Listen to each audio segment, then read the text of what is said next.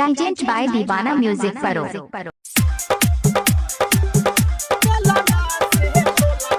DJ Ranjan बिस्की।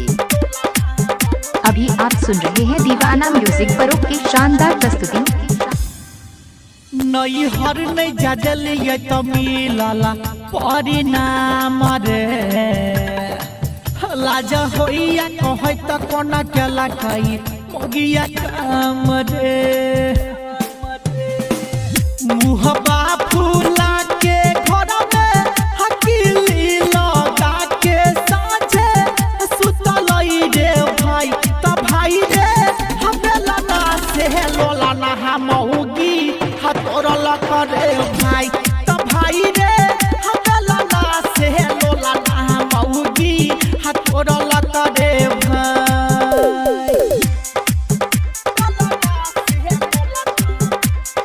DJ Ranjan बिस्की। सुन रहल छी कंचन रिकॉर्डिंग स्टूडियो से। अभी आप सुन रहे हैं दीवाना म्यूजिक परो की शानदार प्रस्तुति।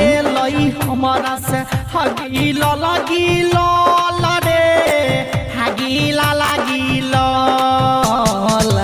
वना ठाके मोगिया रहई आ घर में सुतल रे घर में सुतल चढ़ेला पड़ई चढ़ल रे माई बाबू के मन के बढ़ल रे दू दिन से ठानने रहई आ दिन रात लड़ाई इज्जत हकेला नहीं रे भाई त भाई रे हमेला ना से लोला ना हमौगी हो तोरल करे भाई त भाई रे हमेला ना से लोला ना मौगी हाथ तोरल करे भाई।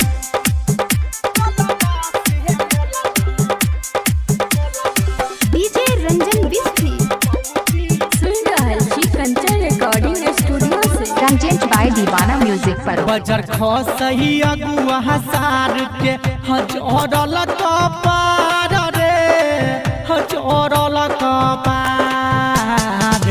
बाबू ओते हने हमर हलेल कई रे एगो दहे जमे कार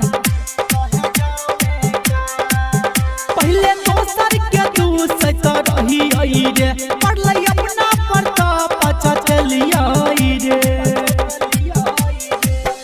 राघव राज कहई राधे से अगला दात छाड़ल करे भाई त भाई रे हमेला ना से लोला ना हमगिया हतोरल करे भाई त भाई रे हमेला ना से लोला ना हमगिया हतोरल